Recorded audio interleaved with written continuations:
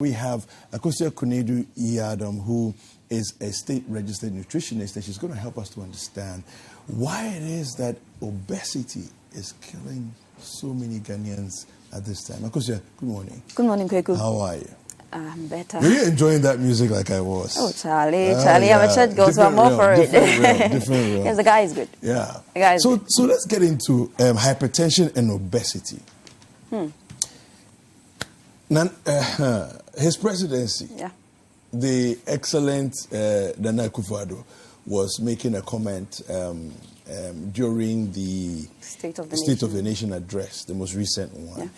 And he actually referred to obesity, killing a lot of Ghanaians, and the fact that we need to be more, careful with our health and all that. How right was he, and what's the cause of where we find ourselves? Okay, so for somebody who is very concerned as far as nutrition and health is concerned, it was like a wake-up call for me as a professional and other professionals. And it was like, okay, the man of the country has hit the nail right there. So we need to also hammer and let everybody know. He has even given the opportunity to also analyze and check if he's also passed. But I can't say it on authority, but it is true, Kwaku. Most of us are either overweight or obese. Okay.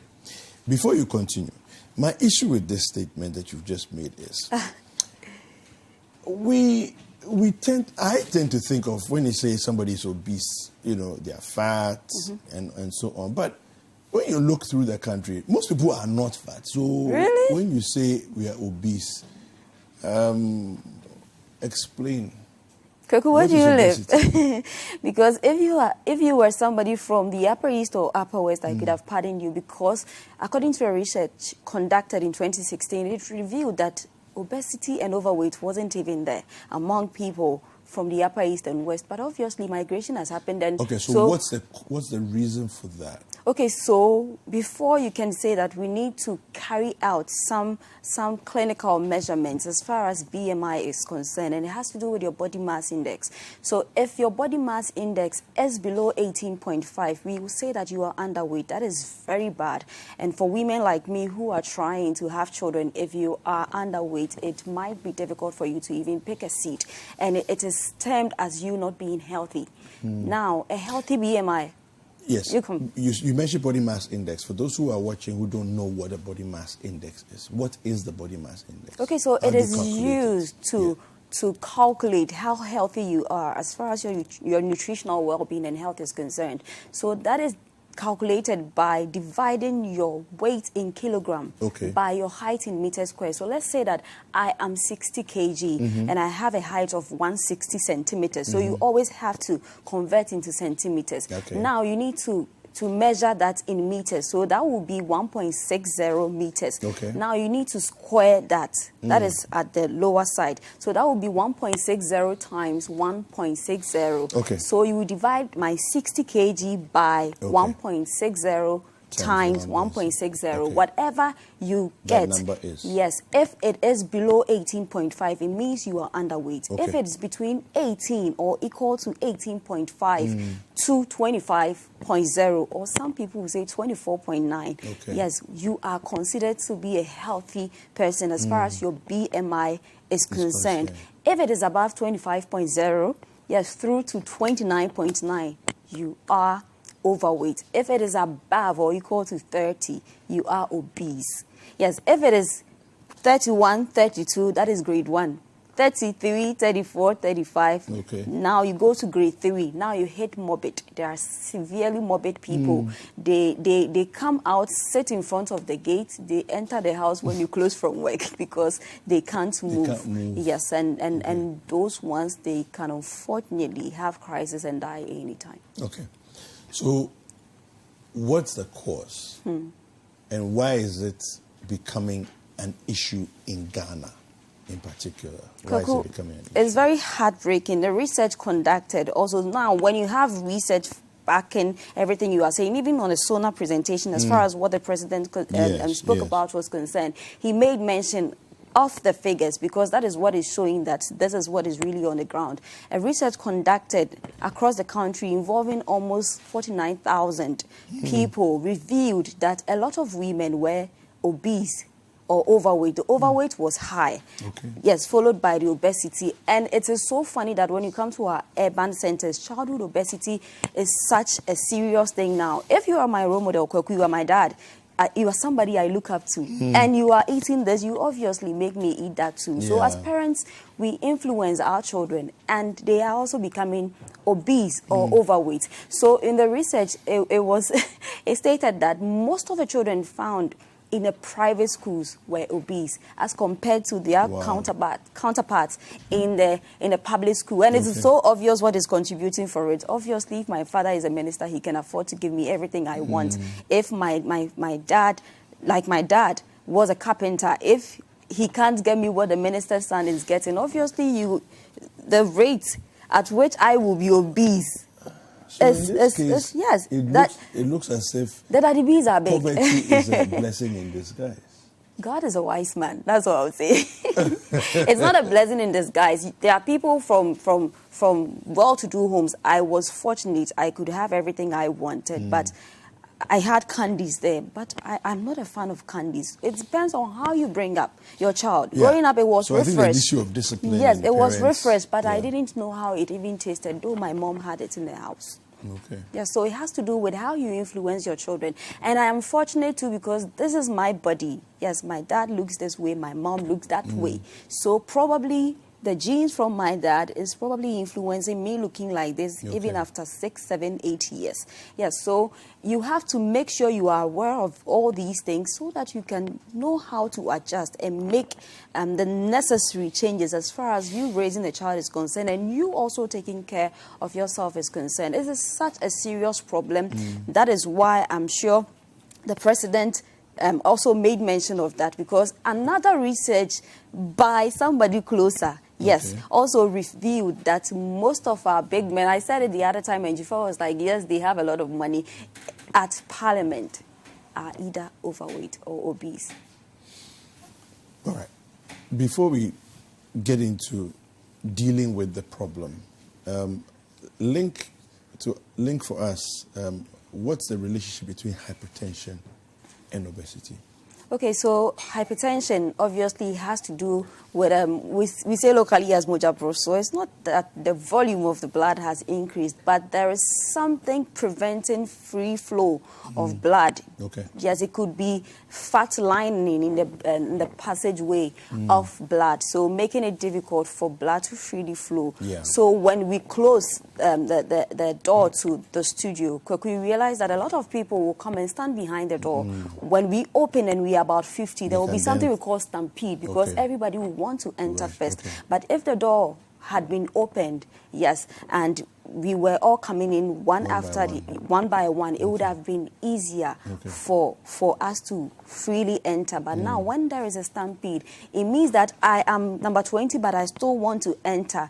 And that is what happens to the heart as far as pumping of blood is concerned. So there is pressure on the heart. Now, why is it so? Because you realize that most of the people being hypertensive or even with diabetes, they have to do with people. It has to do with people who consume a lot of calories than their bodies will need and burn or use. So if, let's say, my body can run, as far as glucose is concerned, on one ball of kenke, that's my first size. That is ideally what I'm supposed to take. But because I'm a gluten, I want to go for 2. My body will use the 1, and the other 1 will be converted, more glucose like flowing in my bloodstreams, and excess also converted into fat. They begin to line the passageway of blood and makes it difficult for the heart to pump as far as its normal routine is concerned, and that affects the pressure of the heart. So that is basically blood pressure. And now, why is it common in people who are obese? Because if I am always taking more than I would need, obviously it will expand. It will make me expand as far as my body size is concerned. So you realize that hypertension, diabetes, overweight, obesity, these 4 things, they are like cousins. If you have one, the possibility of you having the other one is high. So in consulting with even private clients, the first thing I'll look out for if you present high blood pressure or diabetes is to just check your weight. And 90 to 90%, 95% of the times, that is the problem. Is the situation. It has to do with lifestyle habits. Okay, so we're going to get into that in just a second. But so let's just give us an idea, right? The average Ghanaian man, and I'm bringing this up because I've heard it so many times. You're a man, you should eat. So it's like when you say, oh no, this is enough. You say, no, but you're a man, you need to eat, right? So we are literally being killed by love. We are being cared for by mothers, aunties, wives, who are saying that, and of course they learned it from somewhere, and they're saying that as a man you need to eat. So they're feeding you and feeding you. Let's look at kinky as an example. How much kinky is enough? Okay, we're talking about calories here and nutrition is enough for lunch for the average man. Use your face to show us. Okay, so Kwaku, go like this. Okay. This is mine. Okay. That is yours. Okay. It is the ideal. But when we say ideal, I had a presentation last Friday and the men were like, hey, so I go like, ideally, this is how it's supposed to be, but you can allow yourself to go for something extra. But there are people who go for that size and add a bit of avocado, some fish, let's say medium to large size tilapia, or the palm size, your palm size of tilapia to it, and then have a bit of sauce, a bit of everything to just make the whole thing full, than to go for 2 balls of kenke, because like I said, your body will make do with what it has. When you fill your fuel tank and it is full, there will be no space for more. But God is so wise that our bodies, I'm yet to see somebody who ate so much that the belly burst open. Yes, busted open. So now it means that our tummies can expand. But in expanding the tummy, you are obviously paying for it. So ideally, go for a first size. You can go the extra, but depending also on what you do. For instance, if you're a man and you are actively engaged, you are an athlete, you are a mason, you are into something that will need a lot of energy. Yes, you can't say that if Kwaku is a sedentary worker and he's taking a fixed size of kenke or a ball of kenke, you can also do that, because they can do 2 or even 3 Kwaku and bend to the point that they sometimes will have even nothing in their tummy. So it depends on what you are doing. If you are actively involved or engaged and you can really burn the calories, you can go for more. But if you are a sedentary worker, because most of what we are talking about as far as overweight and obesity are concerned has nothing to do with those who are even actively engaged. How many Masons are overweight or obese? It has to do much with the sedentary workers and people who will sit for longer hours just to work. So why do you want to overburden your system with a lot of calories when you can't burn a lot? All right, thank you. Now, let's talk about reversing the situation, okay? Somebody is watching. They are already overweight. Some of them have taken out their phones and calculators and done the calculation. They are already overweight. They know they are overweight, right? How do we reverse the situation so that we come back to becoming regular and healthy?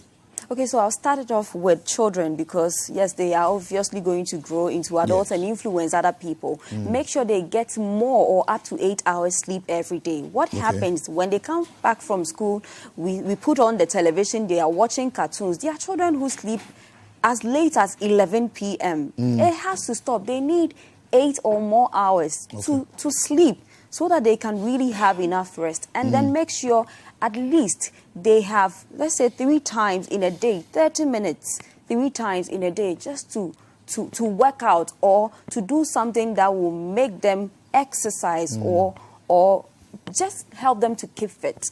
And then make sure you influence them positively by making sure you inculcate healthy lifestyle habits into these children. If you are taking fizzy drinks, they will know fizzy drinks. Their homes, kids don't even know that fizzy drinks are there or exist. When you enter the kitchen, there are fruits for you, and that is what you need to take. You are a parent. It's a lot of responsibility. You being pregnant alone doesn't mean that you are a parent. You'd have to be disciplined. You need to be responsible. And one way to be responsible is to make sure that that child, you call your child, is very healthy. No to fizzy drinks. Make sure they are taking juices. Make sure there are fruits for them.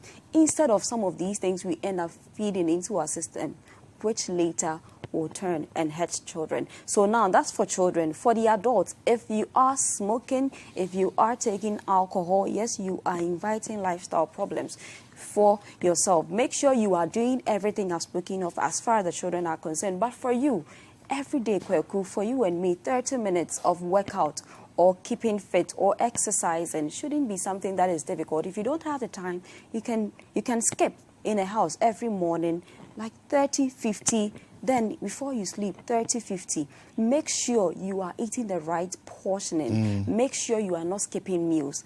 Oh, I eat once a day, twice a day. Why do you eat 5 times a day? But you've been looking like this for 7, 8 years. Why is it that I'm eating 2 times in a day, but I keep becoming bigger? When you starve yourself or you keep skipping meals, the tendency to overeat on your next meal is high. So that is why you have to take your breakfast, your lunch, your supper, and your 2 healthy in-betweens. They are to cushion you and prevent you from overeating as far as your next meal is concerned. And then make sure you constantly keep your body hydrated. Stay nutritious, stay fabulous. Yes. Fantastic. Thank you. So how do people reach you? They've been watching. People want to get in touch with you. Okay, so you can call me on 0243 350206, 0243 350206. You can follow me on Instagram at The Nutritionist Akosua, at The Nutritionist Akosua. Facebook, LinkedIn, Twitter, Nutritionist Akosua. All right. Thank you very much. We've been speaking with Akosua Konadu Yiadom, who is a state-registered nutritionist, and she has been helping us to understand and unravel this serious problem that has crept into the country when we find ourselves becoming more and more obese as a people. So I hope you've picked up something and you're going to apply it to your life. Hi there. I hope you enjoyed the show. Don't forget to subscribe, like, comment, and share with all of your friends. This is Breakfast Daily on Citi TV. Join the Breakfast Daily team Monday through Fridays from 7:30 a.m. to 10. Join us for breakfast daily, only on Citi TV.